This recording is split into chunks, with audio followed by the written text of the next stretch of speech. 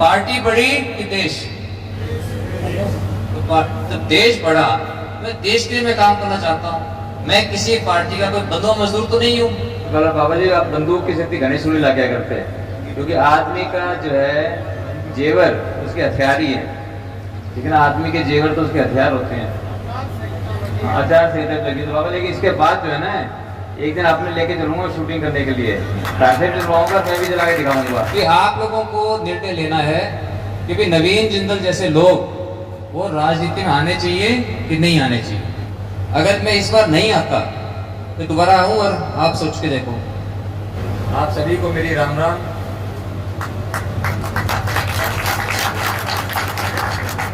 पूर्व सांसद, कुरुक्षेत्र संसदीय क्षेत्र के भारतीय जनता पार्टी के सह प्रभारी जनरल बीपी वत्स, मेरे भाई और जिला के अध्यक्ष अशोक जी गुजर, मेरे भाई बहुत ही जुझारू साथी चौधरी तेजवीर सिंह जी पूर्व विधायक, मेरे भाई और साथी आपके विधायक रहे प्रोफेसर दिनेश कौशिक जी, देवेंद्र जी पांचाल, सुभाष जी अजवाना, भाई सतपाल जांबा, कृष्ण जी पीलनी, कर्मवीर जी कौल उपाध्यक्ष जिला परिषद, जिन्होंने भी बहुत जोशीला यहाँ पर भाषण दे रहे थे अभी। और मेरा बहुत लंबी लिस्ट है मेरे पास 2 पेज की, मैं बोलूँगा तो फिर जो है इसमें समय लग जाएगा, तो इसलिए मेरे को क्षमा करें। सम्मानित मंच, और एक यहाँ पे हमारे बाबा जी हैं, राम स्वरूप जी। राम स्वरूप जी पहले तो बंदूक रखा करते थे,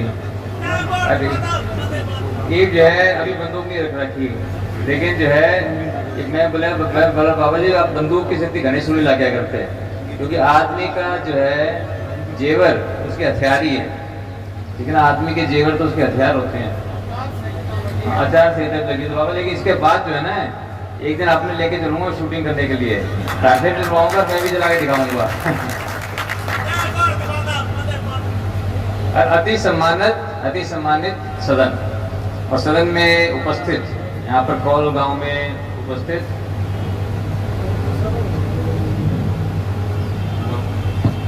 इसको बंद उपस्थित सभी मेरे सम्मानित बुजुर्गों,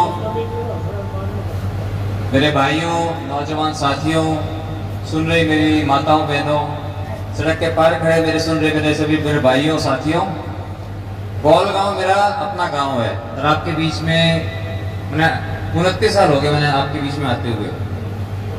96 में तो पिताजी ने, ओम प्रकाश जिंदल जी ने ऐसे चुनाव लड़ा था, याद है आपको?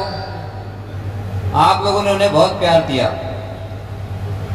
मेरे को भी, जब भी मैं आया तब तो मैं उसमें 96 में 26 साल का था, तब से मैं आप लोगों के बीच में मैं आ रहा हूँ। आपने हमेशा भी मेरे को भी बहुत प्यार दिया। फिर मेरे मन में थी कि मैं अपने पिताजी के नक्शे कदमों पर चलकर जो उनके सपने थे इस इलाके के, मैं उनको पूरा करूं, मैं इस हल्के में विकास करूं। आपने मुझे 10 साल तक मुझे मौका दिया, मुझे 2 बार आपने मुझे यहाँ से एमपी बनाया। 2004 से लेकर 2014 तक, उन 10 सालों के अंदर मैंने बहुत सूझबूझ के साथ, लगन के साथ मैंने काम की, मैंने मेहनत की।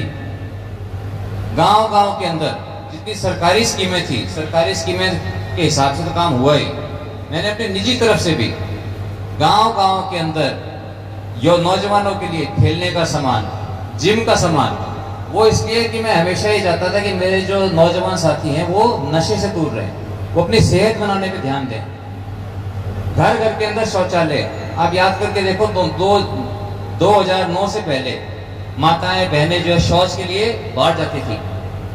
कुरुक्षेत्र संसदीय क्षेत्र पूरे हिंदुस्तान के अंदर नंबर 1 पहले सबसे आया, जिसने कि पूरा खुले में शौच से मुक्ति जिसने पाई। कहीं मेडिकल कैंप, आंखों के ऑपरेशन, मेडिकल वैन, तो जितना मेरे से हो सका मैंने अच्छा करने की कोशिश की।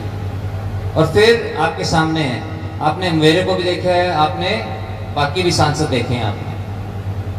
तो आप लोगों को निर्णय लेना है कि भाई नवीन जिंदल जैसे लोग वो राजनीति में आने चाहिए कि नहीं आने चाहिए। पिछली बार 2014 में मैं रह गया था, उसके बाद 10 साल हो गए। अगर मैं इस बार नहीं आता तो दोबारा आऊं, और आप सोच के देखो, नहीं आता ना दोबारा, फिर 15 साल का गैप हो जाता, नहीं आता। ये मेरा सौभाग्य है कि माननीय प्रधानमंत्री नरेंद्र मोदी जी ने, मनोहर लाल जी ने, हमारे जो पूर्व मुख्यमंत्री हैं, और हमारे जो मौजूदा मुख्यमंत्री हैं नायब सिंह सैनी जी ने मुझे इस लायक समझा और आप लोगों की सेवा के लिए कुरुक्षेत्र के चुनावी मैदान में मुझे उतारा। ये मेरे लिए बहुत बड़े सौभाग्य की बात है। मेरा भी सपना है कि मैं यहाँ पर इस इलाके का बहुत काम करूँ, बहुत विकास करूँ। एक आपसे जो रिश्ता है उस रिश्ते को मैं बनाऊं, उसको निभाऊं। और बाबूजी हमें ये समझाते थे, जब हम पूछते थे बाबूजी से, बोला बाबूजी आप क्यों चुनाव लड़ते हैं, क्योंकि बाबूजी को भी बड़ी तकलीफ आती थी। जब चुनाव लड़ते थे दूसरी पार्टियां केस बनाती थी, तरह तरह के तंग करती थी, तो बाबूजी बोलते थे कि बोला बेटा एक सेवा का माध्यम है। मैं जी सेवा आप कैसे कर लो, आप राजनीति में आने की क्या जरूरत है। अगर राजनीति करनी है राज्यसभा जा सकते हो, बाकी पार्टियां बोलती हैं कि आप राज्यसभा आपको भेज देते हैं जिंदल साहब आपको। वो बोले कि चुनाव लड़ना जो है ये तो एक बहाना है, ये तो बहाना है लोगों से जुड़ने का। बोला आज आप चुनाव के दौरान आप हाथ जोड़ के और वोट मांगने जावा लोगों के घर। आज मैं आपके घर आया हूँ आपसे मदद लेने के लिए, आपका आशीर्वाद लेने के लिए। तो कल ने जो जब मैं आपके घर आया हूँ, कल को आप मेरे घर भी नहीं, मेरे घर भी आओगे। अगर मैं आपके घर ना आऊं, कदे आप मेरे घर आओगे? बताओ जी, आओगे कदे? जो हमारे घर नहीं आता हम तो उसके घर नहीं जाते। मेरे घर आप फट से आ जाओगे, बोला इसका तो बापू भी आया करता, और बोला यो भी सारी अनाव है, ये तो हमारा बेटा है, हमारा भाई है। जब आएंगे जाएंगे सुख दुख में शामिल होंगे तो एक रिश्ता बनता है, जमीनी हकीकत का पता लगता है, जमीनी हकीकत क्या है। इसलिए इस रिश्ते को निभाने के लिए मुझे इतना अच्छा लगता है। मेरे को जब कई बुजुर्ग मेरे को मिलते हैं, बोला भाई तेरे बापू से इतनी काम कराया करते हैं हम तो, तने भी ऐसा आशीर्वाद दिया, ये दिया।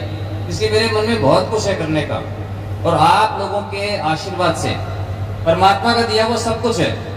मेरे मन में तो ये मैं सेवा करके दिखाऊं।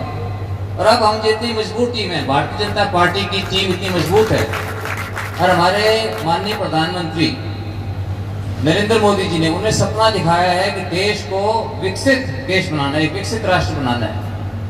उस सपने को साकार करने के लिए मैं जो है भारतीय जनता पार्टी में आया, और मैं जो है चाहता हूं आप लोगों को आशीर्वाद देकर हम सारे के साथी मिलकर इस सपने को साकार करें। मैं आपसे एक बात पूछना चाहता हूं कि पार्टी बड़ी कि देश? तो देश बड़ा, मैं देश के लिए मैं काम करना चाहता हूं। मैं किसी पार्टी का कोई बंधुआ मजदूर तो नहीं हूं। इसलिए मैं आप लोगों की सेवा करना चाहता हूं, और मैं ये भी मानता हूं जब कोई आदमी सच बोलता है उसकी आंखों में सच्चाई झलकती है। जब कोई आदमी सच बोलता है तो उसकी बात दिल में बढ़ जाती है। तो भाई मेरी बात अगर दिल में बढ़ जाए, मेरी आंखों में सच्चाई झलके, तो मेरी आपसे विनती है कि जात पात बिरादरी से ऊपर उठकर, मेरे को बड़ा दुख होता है जब लोग जात पात बिरादरी की। अभी एक पत्रकार थे मेरे साथ, एक बड़े अखबार के पत्रकार मेरे साथ गाड़ी में बैठ के इंटरव्यू कर रहे थे।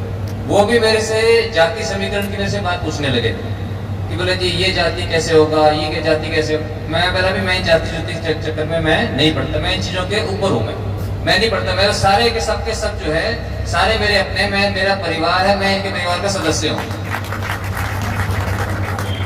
मेरे बारे में विपक्षी जो पार्टी में लड़ रहे हैं लोग, उनको जब कुछ नहीं मिलता मेरे ऊपर कीचड़ उछालने की कोशिश करते हैं। मैं उनको बताना चाहता हूं कि कुरुक्षेत्र की जनता, कुरुक्षेत्र संसदीय क्षेत्र की जनता बहुत सियानी है। जितना कीचड़ उछालोगे सारा तारे पे खुद पे आके गिरेगा। आज मैं भरी सभा में पूछता हूं, नरेंद्र मोदी जी के मुकाबले का, उनकी टक्कर का और कोई नेता है कोई?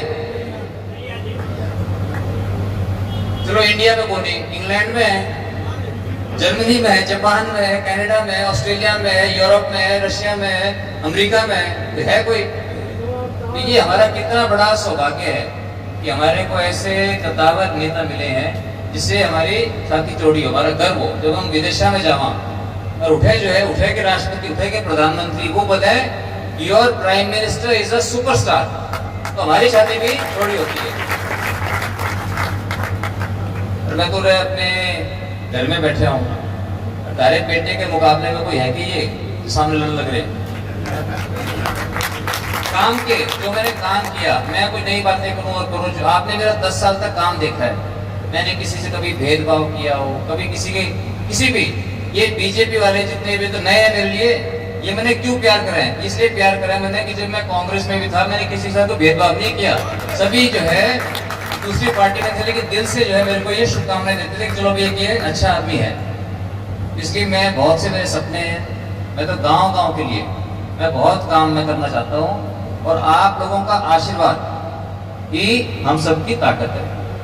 अब तो जहां जाते हैं लोग बोलते हैं ये चुनाव आपका नहीं है, लोगों ने चुनाव जो मेरे से ले लिया, ये चुनाव अब आप लोगों का है, आप लोग लड़ रहे हो, मैंने नहीं बोला कि मैं भी, इसलिए आप लोगों का चुनाव है, आप लोगों को लड़ना है, लोगों को लड़ना है। और जो भारतीय जनता पार्टी के जितने भी नेता हैं, कार्यकर्ता हैं, वो सारे के सारे इस चुनाव को लड़ रहे हैं। मेरे से तो कमान उन्होंने ले ली है। और जब आप लोगों का इतना आशीर्वाद, इतना प्यार जब मुझे मिलता है, बड़े बुजुर्ग जो है माला पहना के अपना आशीर्वाद देते हैं, मैं उनको पहनाता हूँ, वो मेरे को पहनाते हैं, तो मन में एक ही बात आती है कि हे ईश्वर, मेरे को भी और हम सब साथियों को इतनी हमें शक्ति देना, इतनी बुद्धि देना कि जो आप लोगों की आशाएं हैं, हम आप लोगों की आशाओं के ऊपर खरे उतरे और आपका सर हमेशा फक्र से ऊंचा रखें।